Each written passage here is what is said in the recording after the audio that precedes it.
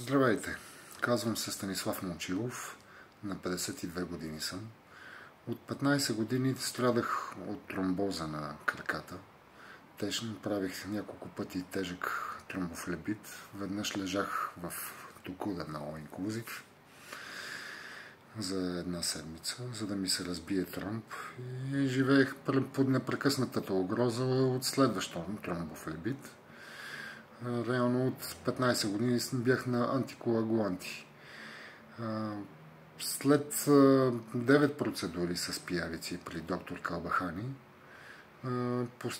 тя постигна с мен едни чудесни резултати, които изумиха и личния ми лекар, и сърдечно-съдовия ми хирург.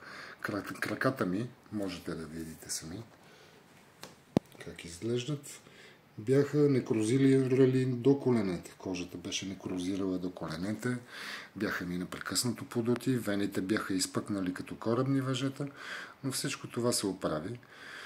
И мога да ви успокоя, че в рамките на 2-3 месеца вашето здравословно състояние може да бъде отлично. Самите процедури протичат много безболезнено и много приятно.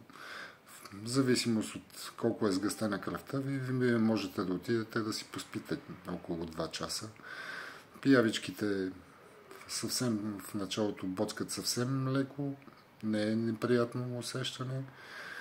И после можете да се отпуснете, да поспите и да благодарите на пиявичките за това, което правят за вас. Хирурготерапията наистина спасява животи. Горещо ви препоръчвам да потърсите доктор Калбахани. Успех и здраве!